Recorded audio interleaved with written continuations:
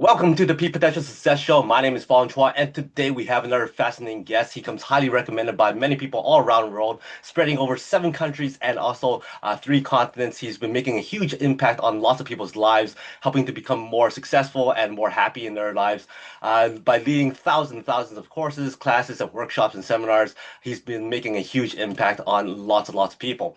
He bridges the wisdom of ancient Eastern traditions with modern Western sciences to guide individuals towards stress relief, nervous system regulation, and also personal transformation. He is the founder of Wellness Assembly Services and has a passion for addressing human suffering and the universal desire for peace and prosperity. He's also the author of the book Lurking in the Parking Lot, the Teachings of a Delusional Monk. So please welcome Bikram Yoga Certified Therapist, author, and mindfulness specialist, Wahid Coskun. Hey, Fong. Nice to be here. Thank you for having me. Hey, it's always a pleasure speaking with people like yourself who's been making such a great impact on lots of people's lives and also doing it in a way where you're mixing two different mindsets and two different types of traditions when it comes to Eastern and Western styles and whatnot, and then also combining them into this unique way and unique message for helping people become more successful, become more happy, and of course more healthy as well. But how I usually start off is how did you get to where you are? Your origin story as to from who you were from as a kid, growing up, and then now becoming this mindfulness specialist that's helping people all around the world. It was very humble beginnings. I'm coming from a very small town in the middle of Turkey called Çorum. And growing up, I just had so much time to myself. I understood that there was a way in which everybody was leading their life. And I had, as a kid, so many questions that needed answer, but my blessing was that I couldn't find the answers that I was looking for because I noticed that people around me didn't know, and I expanded my search. I went to a bigger city for high school. I went to Istanbul for college, and as my environment expanded, I also noticed that the questions that I was looking an answer for was also the questions that everybody needed answers to. But most people, now that we are adults, had a way of ignoring or blurring those parts of their lives, like numbing stuff, ignoring stuff, or using quote unquote different mindsets to achieve. Like, for example, mind over matter is a good slogan, but it is also not complete. Mind over matter, but generally the mind turns out to be the matter in most of the adult obstacles. So from a little very small town to the biggest city in the world, and then to traveling the world for about 10 years, I had to understand that we are all the same. We all have similar desires, and there is a tangible, straightforward path to achieve what you want to do. That's very, very fascinating. I like how you mentioned the whole mind over matter is not as simple as people say, and there's some things that are missing with that statement. And then you did say that the mind is the matter. Can you explain a little bit more about that so that people go, oh, wait, he does have a point there because I've been thinking about it all wrong. Yeah, let's give an example. Like let's look at somebody who wants to achieve certain goals in life. They have high aspirations and everybody looks up to them. They are like, "Oh, this person is hardworking, this." But eventually their story turns out to be that, "Oh, I tried everything, I couldn't do it." Like this person, right? He is operating on mind over matter coding. He's doing everything as hard as he can, but at the end of the day, he says or she says they didn't achieve the results that they wanted in life, so they turn out to be resentful, angry, bitter, isolated, forgotten, so on and so forth. So for this person, that person doesn't see that the mind is the matter in such a way that maybe they have some underlying beliefs, maybe they have some undigested or unassimilated or unintegrated life experiences in a way that they got themselves stuck emotionally, mentally, psychologically. But because their mindset is so strong that they don't even want to look at that and continue forging the path that doesn't serve them anymore. Mm. Very, very So true. for those people, the mind is the matter because they use their mind. Like let's say mind has 10 arms, but they are just using one tentacle of it. Like can you imagine an octopus using just one tentacle? But that is the problem with mind being the matter. But when you can expand your mind or get to know your mind and what kind of a tool that is, rather than it's a servant, it's a tool. It's not your total identity. It's part of it. And when you miss that point, you are either very successful, but you don't have a true sense of accomplishment or connection within. You are just operating full on the fire of ego, or you are just resentful because what you said you wanted to do didn't turn out to happen. Mm.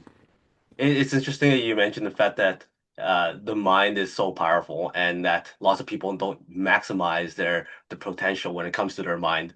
And we all hear about, hey, you're not using your mind enough, or we're only accessing a very small amount of our brain capacity. You talked about how to expand it. Well, does one expand the ability of their mind? Well, I'm not necessarily saying this in the sense of we do use a very fractional part of our brain, and when this happens, you go supernatural, you can access the data from whatever lifetimes. I'm not necessarily, which could be true, but that is not the discussion I want to have. What I want to say when you expand your mind is that understanding, thinking is just one faculty of the mind. Mm, Feeling is another faculty of your mind. Resting versus stressing is just other modes or other forms of the mind that is closely related to the physical nervous system. So, in order to expand your mind, think of a computer. Like you are running 20 tabs in just one browser, and everything else is just empty, not happening again. So what you are doing with your computer is just you are browsing on the internet. That's fine, but there's other things to do with the computer too. You can utilize it for others. Like you can be an engineer. You can do more stuff of it. I'm not like technical enough to keep continuing on that example. But when you free your mind from the realms of reason and logic and open yourself into feeling, sensing, reflecting, and living all this happen in a state of witnessing, which is called meditation.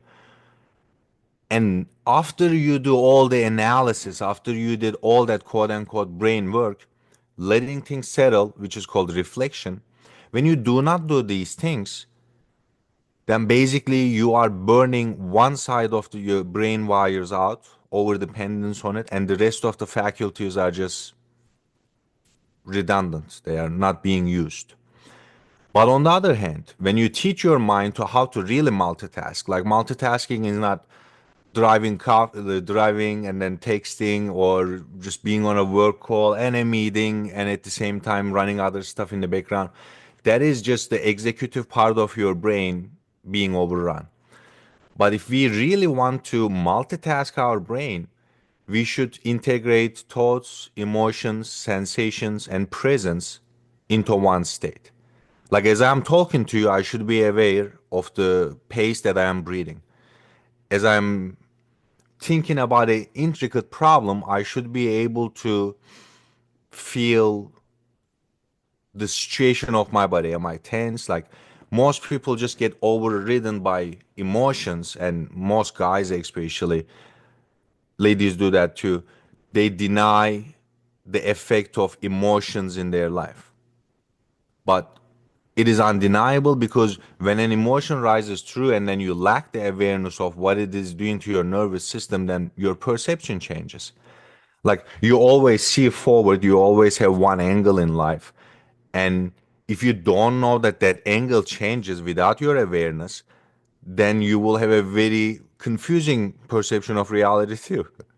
So that is my point in terms of how to expand your mind. Like make sure when you are using your mind, when you are thinking, good, don't over depend on thinking, but also start to feel, start to integrate the dance of your body's sensations versus your mind's reactions to it. Mhm. It's like being in charge of your own programming. Mhm. Like we are all brainwashed, but now you are washing your own brain. When you talk about breaking it down like that, it sounds like there's so much going on that one should be actually noticing. So when they're, for instance, when you're saying, when you're talking, you notice how you're breathing, you're noticing this, you're noticing that. And when you break it all down, people say, well, that's a lot of stuff to really consider or be aware of. And it sounds challenging for somebody who's just starting out. For instance, when you said, hey, how do you kind of calm your mind? You should do meditating and all that kind of stuff. And in this busy day and age where there's so many distractions, it's very, very challenging for somebody to just sit down and calm their mind. And then at the same time, as they're calming their mind, noticing how they're breathing and all that kind of stuff. So can you walk us through some of the challenges that most people go through when they're attempting this for the first time? And is there anything that they can do now that will make it easier? The challenge is overdoing it. The desire to get rid of the current situation that we have. Oh, I have anxiety, I have stress, I have this, I have that, and I want to get rid of this. They come to me and they want an immediate solution to it. It's not going to do it. That even that rush to fix yourself is a problem.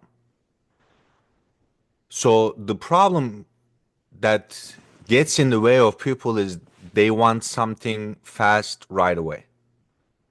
And in the need for this fundamental, big, sophisticated change, they undervalue the most basic tools that they have to start with. Like you can't imagine sprinting if you are not even crawling, like you are just sitting. So first you have to learn as a baby to crawl and then step, kind of wobble a little bit, do the duck walk, and eventually you will run and you will sprint. But that is not the pupil's expectation. The beautiful thing is the for the actual aspiring ones who do want to change their life and who do want to achieve the goals that they harbor in their souls, what they can do right now is super simple. Just becoming aware of your breathing. This is not from an esoteric or spiritual point. It's from a very scientific point in the sense that you claim to be a person who is in charge of their life, but you don't even know your own operating system. So if you want to keep your mind operating in a calm, intelligent, stoic phase, you can't do this without regulating your nervous system. And regulating your nervous system, let's say it has four modes. One is the beta, when you solve problems. One is alpha, which is a little bit lower than beta, like your brain is scanning around 11 times a second, which creates the relaxation, the new creation of brain cells, integration of life events. It actually is like when the dust settles, it settles in the alpha. But our brains are so addicted to the high frequency beta, like I'm scanning the room 20 times a second. It is just so used to that high capacity that once you bring people to a little bit of a lower brainwave activity, they immediately fall even lower and then they fall to sleep. And there's different levels in the sleep too. But being able to regulate your nervous system to operate your brain in a state of alpha brain waves is the beginning of the dreams. Like that's the portal you need to go through. You just gotta stay in the alpha brain wavelength to achieve everything you want to achieve. But to carry out this humongous task, all you have to do is to get in control of your breath. Uh-huh. Like when you inhale, you increase your nervous system activity. When you exhale, you decrease your nervous system activity. So if you have too much, you need to exhale longer. Or if you are like drowsy, tired, falling asleep, you need to inhale a little bit stronger. This is the simplest thing that people can do right now to start to learn the baby steps of that beautiful road that they are going to take. Just simple awareness and command over your breath. It's it's like your life. Most people some people make a plan for their life and they achieve their goals because they have a path to walk on. And some people just take life as it comes, like a butterfly or a leaf in the wind. It is the same thing with your breath. Like when you start to control this mechanism, it makes a 4D, like a HD change in your life. All of a sudden, the resolution is better when you observe life. Like you start to see things in multiple dimensions. And this just happens natural. Like imagine you are watching a black and white TV, and slowly somebody is increasing the color of it. Like you kind of get used to it. Maybe you don't even, and then when you reflect back, it's like, oh God, I was watching this thing black and white, but now I see that that thing they are holding in their hand is a red apple. You know what I mean? It increases the depth of the perception that you have over you and over the events that's happening in your life. You kind of get a higher view. It's like a bird's view on the mess. So long answer to the question, start to take charge of your breathing. Mhm. It's such a mundane thing, it's such a simple thing, but convince yourself and then notice your breath. Well, for somebody to control their breathing, what would you say is the optimal pace or rate or type of breathing that a person should at least strive to? Yeah, I think the diaphragmatic breathing with a relaxed throat will be the most helpful. Mhm. And to achieve that, you have to know where is the diaphragm. Like my bicep is here, I see it. Like when I pull on it, I can feel the contraction. But the abdominal area is very confusing. So find the end of your breath, come to the end of your breathing. Maybe exhale a little bit longer. When you exhale a little bit longer, something at the bottom of your lungs start to squeeze. And then when you relax, that thing kind of opens up like a parachute, like an upside down parachute. Like if you exhale, the first thing that starts to open up at the bottom of your lung is your diaphragm contracting on itself. It's getting bigger.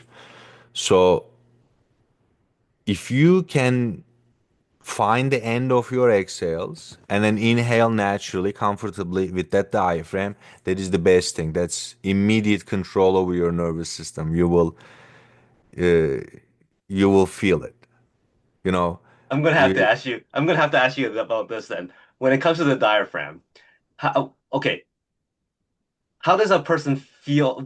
How does it feel when a person is able to access that diaphragm area? So, for instance, I did a lot of singing when I was young, and they go, "Hey, you have to sing with the diaphragm. You have to sing with that diaphragm." Like, how? I mean, my voice I thought came from my throat, and then they no, it comes from your diaphragm. Like that doesn't. I can't visualize how that works or how that feels when I actually access it.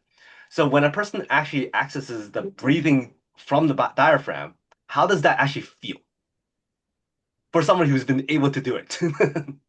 okay, imagine you are not you anymore, Fong. Okay. You are a syringe, like that thing Yeah. the doctors use.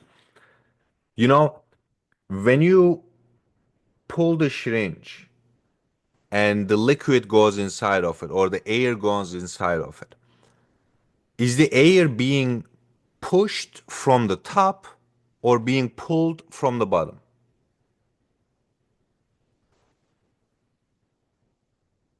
Hold.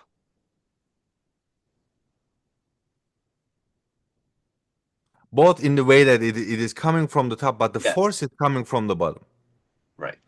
And then the more relaxed the top becomes, the easier the air will flow to the part where the force is being applied. You Mm. know, it's just low pressure, and then the air fills in. It's the and then the another example that I wanna give is a flute. When you blow on the flute from the top, but the sounds come from the bottom. So Mm. the sound is away from the force. It's the same thing. When you keep the force at the bottom, like the bottom of a syringe, when you start to expand the ribs and push your belly down, I mean, it could feel like you are breathing towards your lower back or you are breathing towards your tailbone. It doesn't feel like lungs because the nerves are so interconnected there and they are very close to your spinal cord. In your mind, it could feel like, oh, I'm breathing towards my feet, but it's just the diaphragm just pulling itself down. Okay. And when you when you go like this, I'm forcing the air from here, from my throat. But I start to, let's say, do it from the chest. This is more, my throat relaxes, and Mhm. then my ribs kind of concave inside, and as they push in, like the syringe pushing up, the air goes and it starts to hit those walls here, like the end of the flute, and it just comes. That's the chest. Let's see if I got a good diaphragm.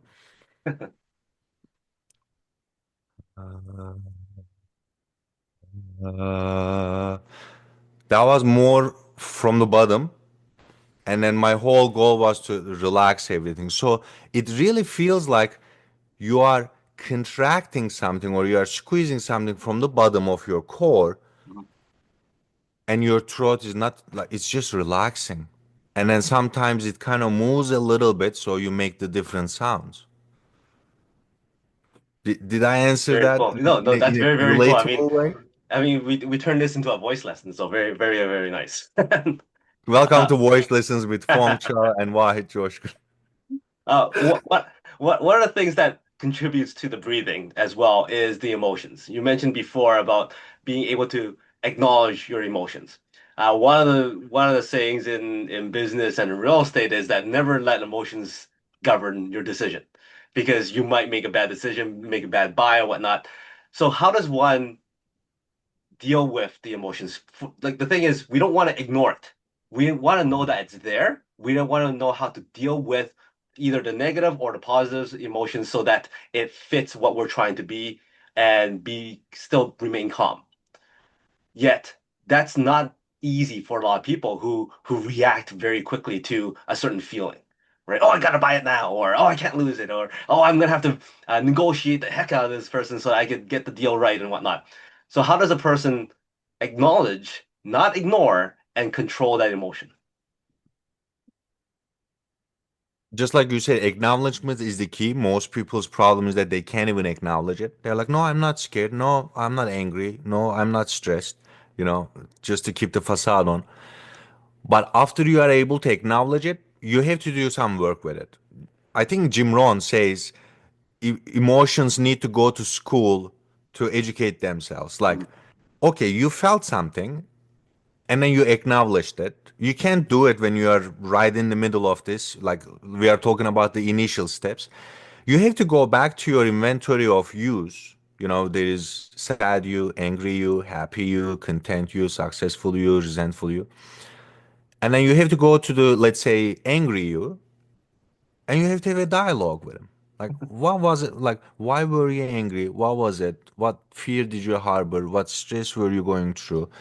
And when you have an understanding of, oh, all of a sudden I felt like this moment, like let's take that moment, that all of a sudden moment, and then enlarge on it, enlarge on it, and like you are expanding space time to really understand how that little reaction happened, you would notice it wasn't you as a successful real estate agent who freaked out.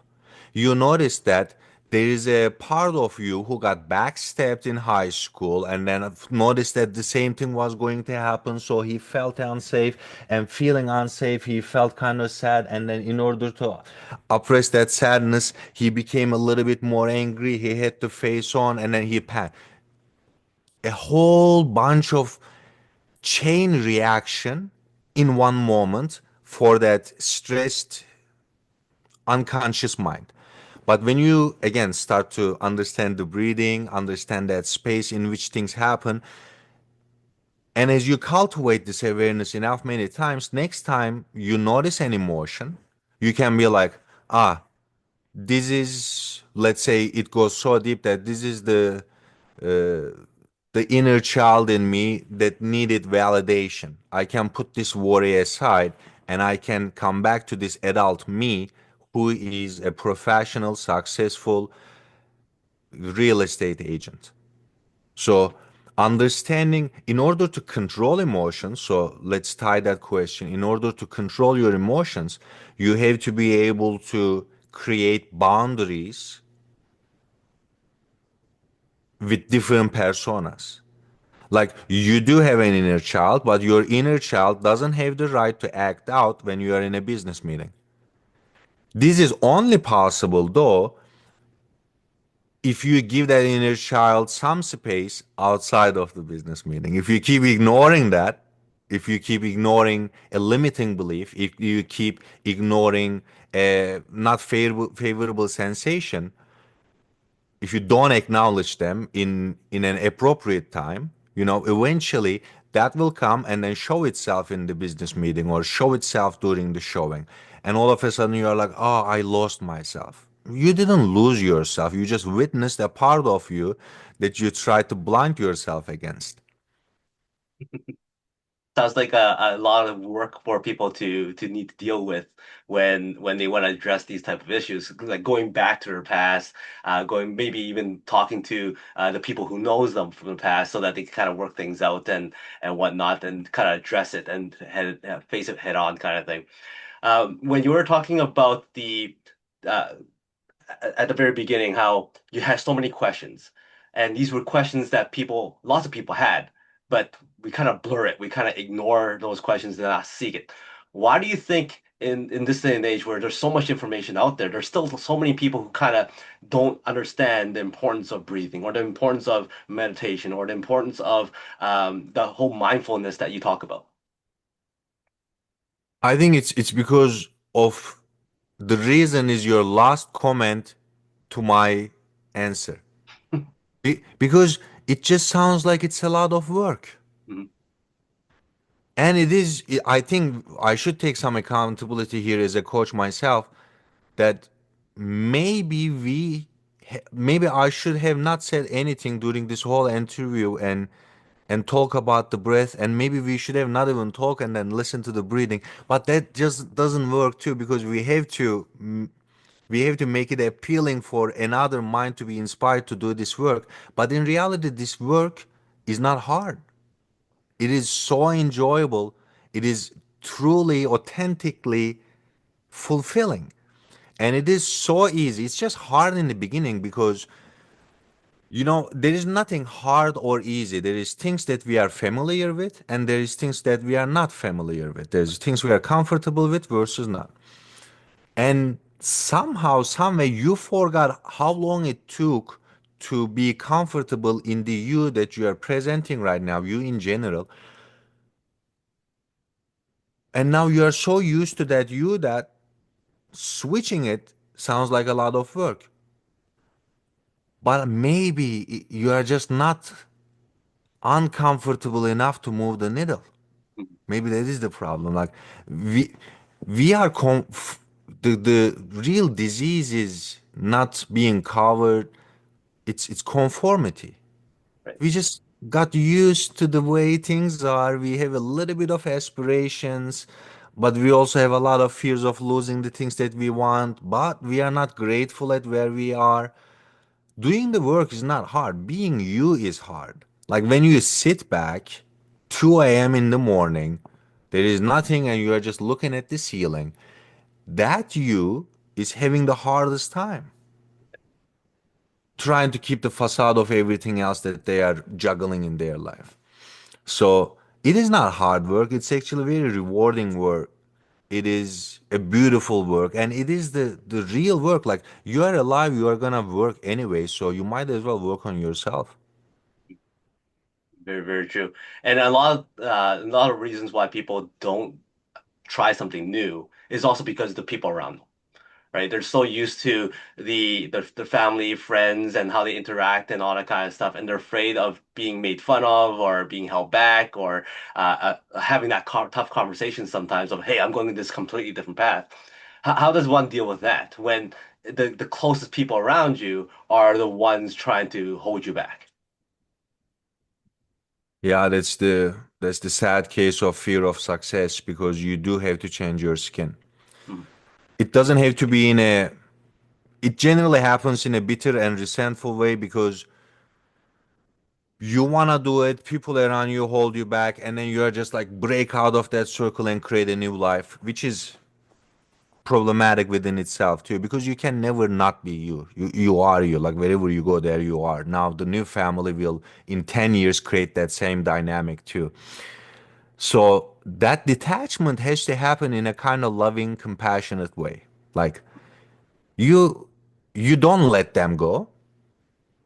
You just separate and take a little bit space to yourself because you love them and just like you deserve better. You also know, although they don't try to consciously change or go towards that area, they deserve and they want better too. So you take the leap, and then when you take the leap, you don't go back and then save everybody by hand.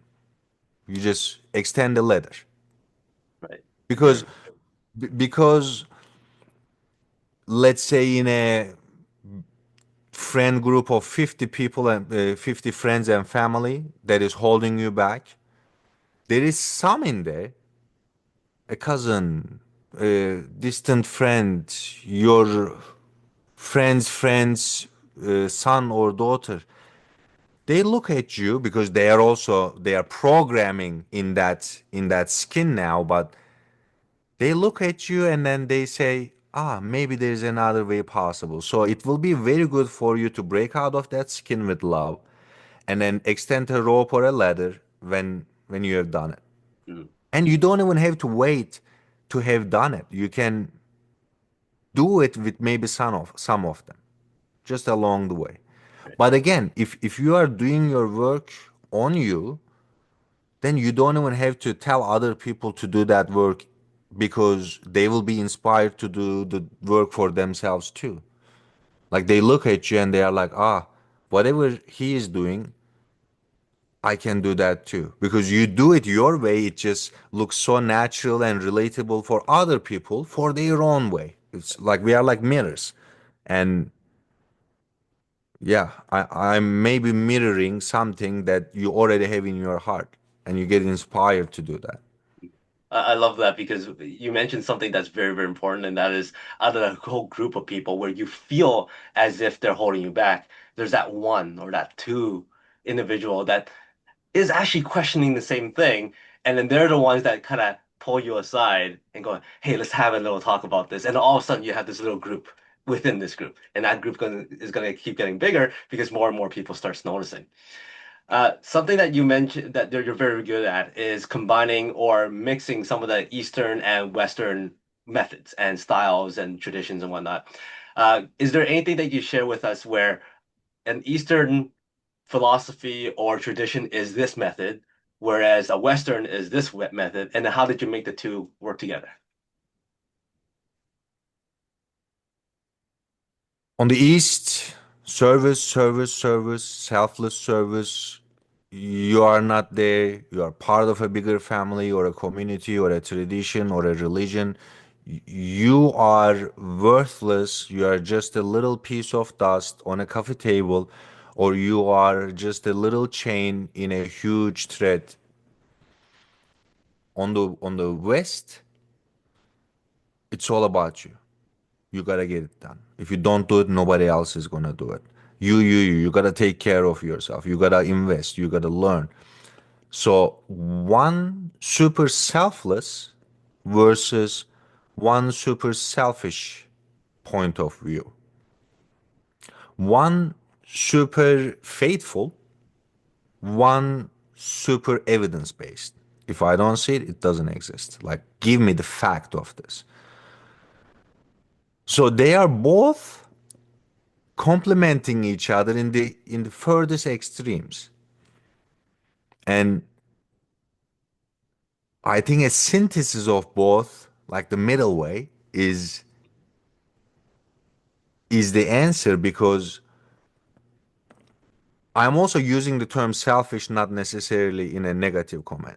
Right. Like When you become really, it's like that 4D object that doesn't exist in material life. Like going so far back into selfishness, you turn out to be the most selfless person ever. Or if you can take the journey of total selflessness, all of a sudden you have way more than the 99% selfish guy ever, because you have given that so much that you just ended up on the other side of the spectrum.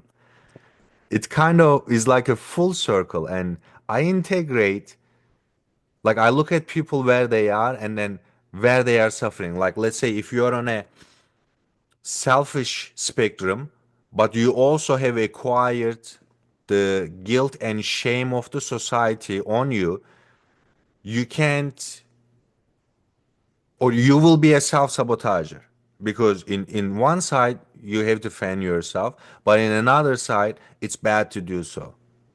So you have conflicting things. You are gonna get after something and then block yourself subconsciously. Something happened, traffic, accident, X, something will happen, and then you won't really achieve that thing because you are blocking yourself from it. What I do with people is I try to see on which spectrum of science versus faith, or individuality versus selflessness they are on, and what kind of beliefs are blocking them away from seeing the whole picture. Like when you understand that the whole thing is part of one thing, and you are supposed to be as selfless as you need to be, or as selfish as you need to be, that I think just opens up the blind spot so they can have a better or greater view over their story. Mhm. You mentioned about the science versus faith, and faith and belief and whatnot. How does one manage what decision to make when those two are conflicting each other? Like if science is telling you one way, but your faith and your belief is so strongly the other way, how do you choose? You either believe something wrong, or the facts in front of you are wrong, because I don't believe science and faith are different things. I think it's just one is the means of the other. Mm, Like, you have to look at faith, you have to look at the creation, you have to look at everything that we experience in this material world. But you are looking at it with blind eyes. You are like, oh, let's put a language around this. And then you come up with science to explain the things that was there in the first place. mm, And then in the middle way, it kind of looked like, like these are separate things. One is saying something, one is saying something else. But I think now we are coming back full circle enough to understand that science is just a way of relating you what faith is. right. Very, very cool. Yeah. When it comes to your journeys and your successes, you've been able to then put it all into a book. How did that come about? And explain to us, how did you get that title? Because it's a very, very unique title, and not a title I would actually contribute to a mindfulness type of book. It's a very catchy Yeah. title. So how did you get to there? Which book are we talking about? I have two Mm. books. The parking lot one.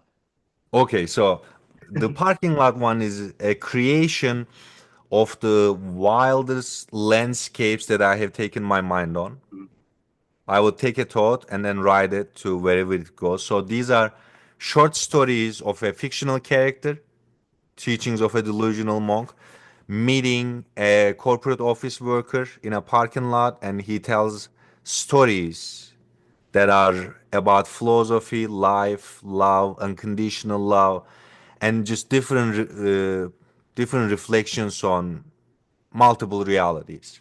It's a short story book, and it's as I wrote it, I understood that it was not one book; it was three books. So the next book will be the office worker who meets the delusional monk, goes on a journey to meet, which will be the next book, Teachings of a Selfish Monk. So these are just my unconditional ways of using sarcasm, irony, and short circuiting your brain. Like you just read what I wrote, mm, but it didn't make sense. But a part of you knew it was true. So how do you negotiate that place? I kind of leave people in a moment of mental startle. Yeah. But in terms of how it relates to mindfulness, it's basically a way of overriding the part of you that knows everything, which is your ego. But then the part of you that knows everything is also part of your ego. So maybe it introduces you to different parts of yourself. Very nice. But And it is let me say one more thing. yeah, This is more like throwing a baby to a pool just so you know how to swim. But I would like to talk about the non-fiction book. This one, yeah. Practice Beyond the Posture. This is more like taking you to a swimming course. Mhm. You will still get to learn how to swim, but this is a little bit more methodological and very relatable examples, especially if you do some kind of physical exercise, because it relates the connection between the relationship between your body and your mind and how your identity dances in between the two. I know in your second book you mentioned different poses and different styles for people to implement into their lives. Are there one or two highlights that you could kind of share with us here? It is more uh, it's more about how you okay, I just opened to a random page, honestly. And it says physical strength submits to your willpower. Make up your mind and keep yourself in check. If you feel okay, continue doing the pose, making intentional moves, no meandering in between. But if you do need a rest, rest properly. Don't give yourself a hard time because you have to rest. At this point, your thoughts cannot wander. Your thoughts have to have your permission to think what to think. As I said before, you cannot not think, but you have to choose what to think, especially in these hard times. Awesome. Very powerful stuff. Thank you very much. It is from chapter 22, page 144. Awesome.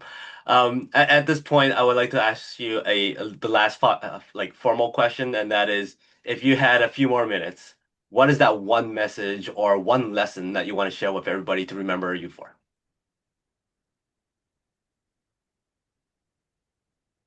I would make people do about 1 or 2 minutes of breathing exercise, and then I would want them to think about themselves. Mhm. And as they think about themselves, I would ask 4 questions. One would be, who taught that thought? One would be, who listened to that thought? And actually, 3 questions. And the final question would be, when you think to yourself, when you address yourself, do you use what pronouns do you use when you address yourself? Is it I? Is it you? Is it we? Is it he, she, or is it just imperatives and curses? Yeah. I like people remember that as how they address yourself or their relationship with yourself is the most important thing in life.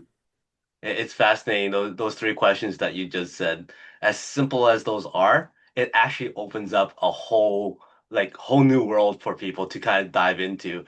And during that dive, you can realize a lot of different things about yourself, and you probably could solve a lot of internal issues and emotional issues on your way. So thank you very much for those questions. It also makes me smile because you said the how do you address yourself? I'm a big fan of comic books and I love reading Batman. And I know for a fact that Bruce Wayne's address himself as Batman all the time. I love it. I love it. That tells a whole bunch about the good energy, because from the beginning of this, thank you so much, Fong. It was just that fire energy that I received from you. It just says a lot. Like, yeah, I'm Batman. Awesome. Well, thank you very much for your time, your thoughts. I got five quick rapid fire questions for you. Give me the first thing Let's that do comes it. to mind for fun.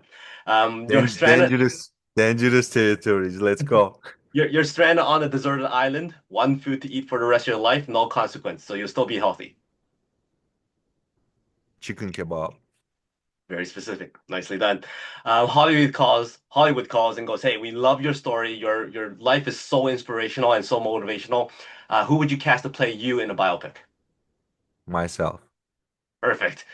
So you get a choice to pick any other actor to co-star with you. Who would that be? Bruce Wayne. Like no, Christian Bale, right? Yeah. Christian Bale shows up at your door and goes, "Hey, buddy, I got cast to play your co-star and just have some fun. Let's get to know each other." What does that night look like with Christian Bale? We kind of raid Matthew McConaughey's house because he's a very good friend too. Yeah. It's gonna be him, me, I, and the rest of the story will not be told. Sounds like it's gonna be an awesome time. You're on a road trip and you get one song to listen to, hours and hours on end. What is that one song that you won't get as sick of?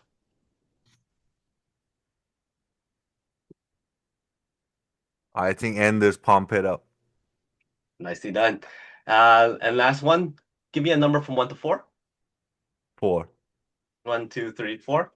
So Yes, the sir. word is tricycle. Uh-huh. So if you have to use the word tricycle as a metaphor for success, how is success like a tricycle? It has to be a combination of your mind, your physical health, and the energy, like the bigger thing that you drive, like your life force. So let's call it spirit. If that success is a tricycle, it has to run on spirit, mental fortitude, and a healthy body. And I see that. So that's how success is like a tricycle. Thank you very much for your time, all your stories and your wisdom. Any final thoughts from you? And also, what's the best way for people to reach out to you and get your books? It has been a pleasure. Thank you so much. The best way to reach out to me in terms of corporate mindfulness programs, check out my website, wellnessassemblyservices.com. For the mental dialogues and different mindfulness practices, you can check my YouTube. The handle is VAHID COSKUN.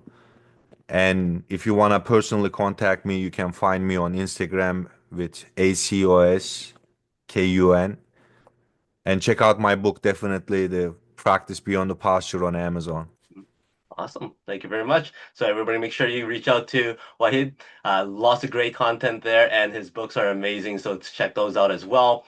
And as you can see, this guy is so calm, so collected. Yeah, he knows how to have fun and also become very, very successful as well. So reach out to him. Until next time, Wahid, Fong, today is the day to talk your peak potential. We'll see you later.